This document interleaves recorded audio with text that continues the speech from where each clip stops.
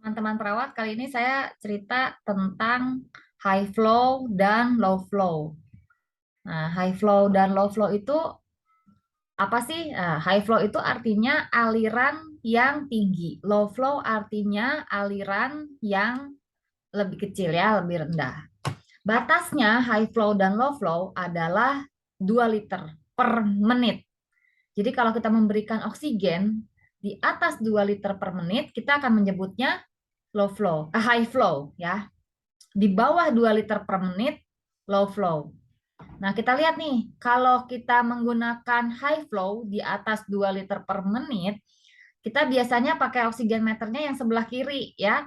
Ada 1, 2, 3, 4, 5, dan seterusnya. Sedangkan kalau kita menggunakan low flow, kita menggunakan oximeter yang sebelah kanan. Lihat ya, 0,1, 0,2, 0,3, dan maksimal 1. Nah, ini perbedaannya ya. Jadi kalau high flow kita menggunakan yang lebih besar, yang low flow biasanya 0, 0, 0, seperti itu. Nah, apa sih perbedaan di antaranya? Nah, saya bandingkan juga dengan penggunaan CPAP ya, biar terlihat ya. Nah, kalau CPAP, lihat ya, sirkuit sebelah kiri ya. Sirkuitnya itu ada dua. Kita lihat ada dua pipa aliran, yang biru sama yang putih ya. Yang satu inspirasi, yang satu ekspirasi, dan dia merupakan sirkuit tertutup.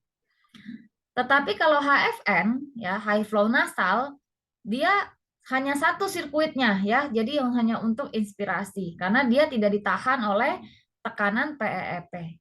Sedangkan kalau low flow menggunakan kanul lebih mirip ya. Jadi high flow nasal sama low flow nasal sama, kanul-kanul juga ujungnya. Cuman perbedaannya pada alirannya ya, berapa liter per menit.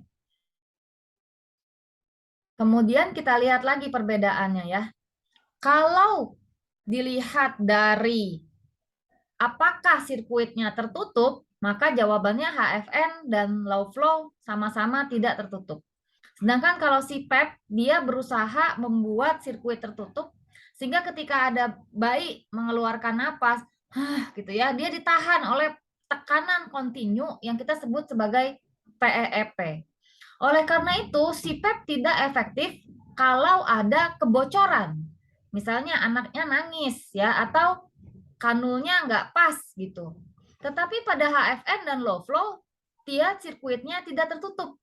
Jadi kalau udaranya ngalir-ngalir ya nggak apa-apa. Ketika kita bernafas, menarik nafas, mengeluarkan nafas, itu tidak perlu sirkuit yang tertutup. Oleh karena itu, si PEP sangat penting mengukur kanul-kanulnya itu ya, supaya menjadi sirkuit tertutup.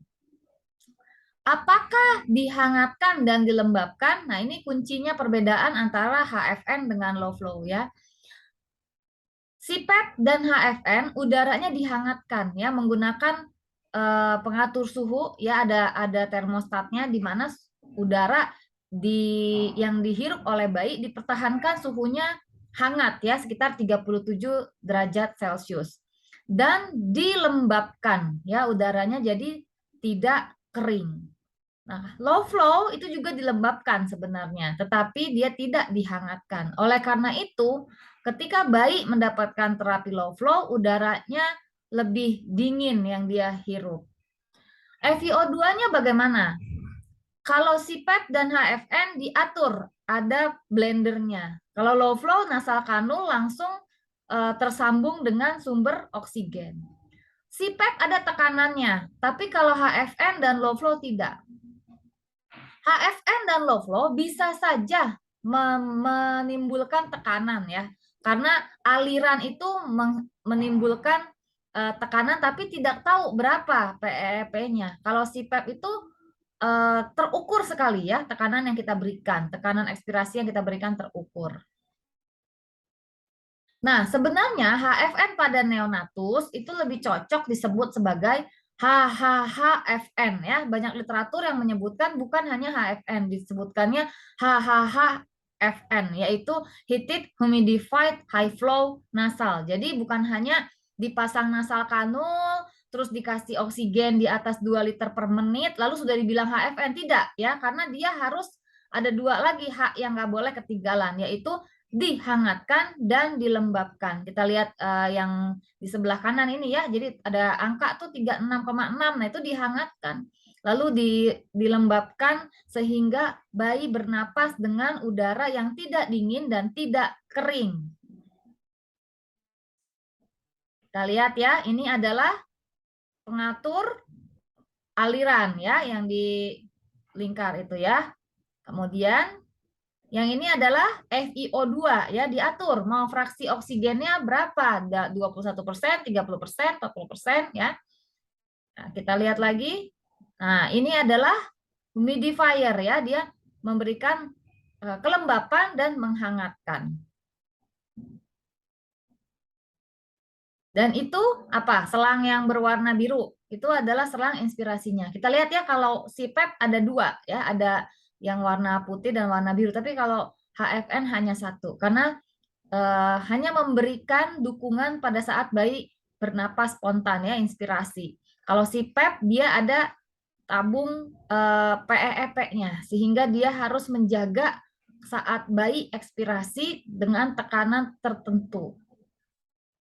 Nah, apa fungsinya udara dihangatkan dan dilembabkan ya? Udara dingin berisiko menyebabkan hipotermi. Suhu idealnya 37 derajat Celcius. Sedangkan udara yang kering dapat merusak fili paru dan epitel saluran napas juga menjadi rusak.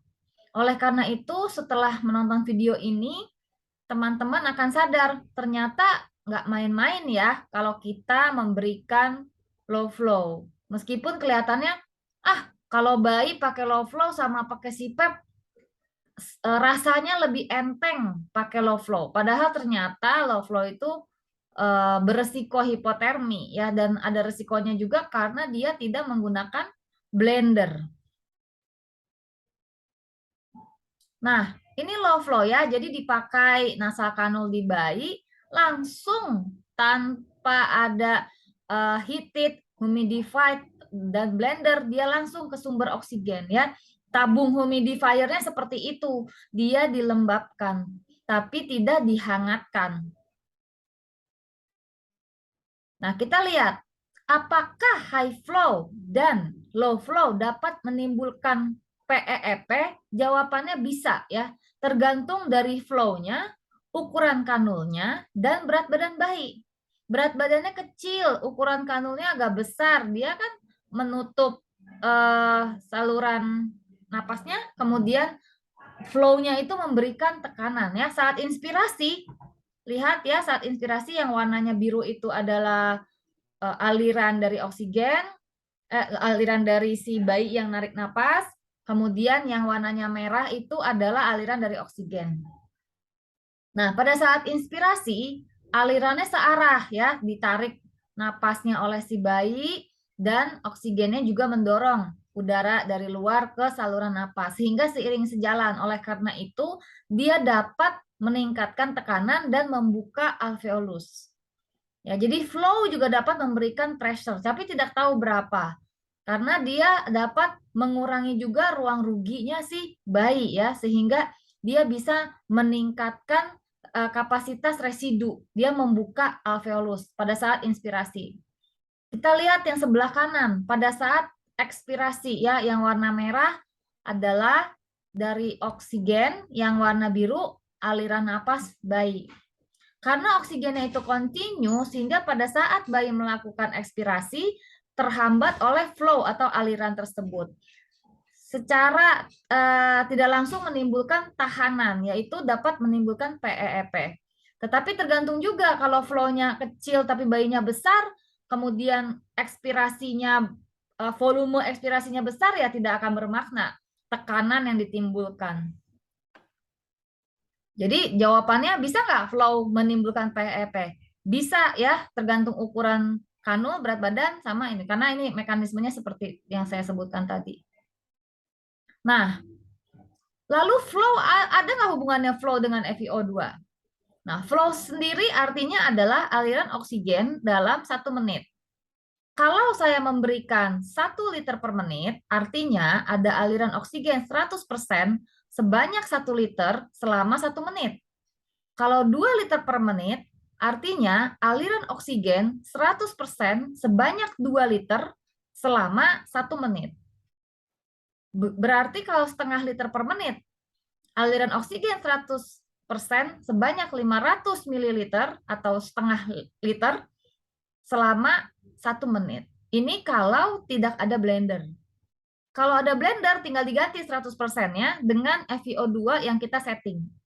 Misalnya, setengah LPM dengan FiO2 50%. Berarti kita memberikan aliran oksigen 50% sebanyak 500 mili selama 1 menit. Ini RT flow, ya.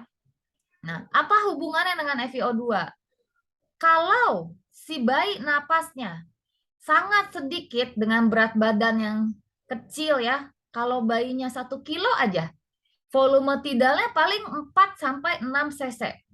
Kalau dia bernapas 50 kali dalam 1 menit, 4 cc dikali 50, hanya 200 cc dia menarik napas.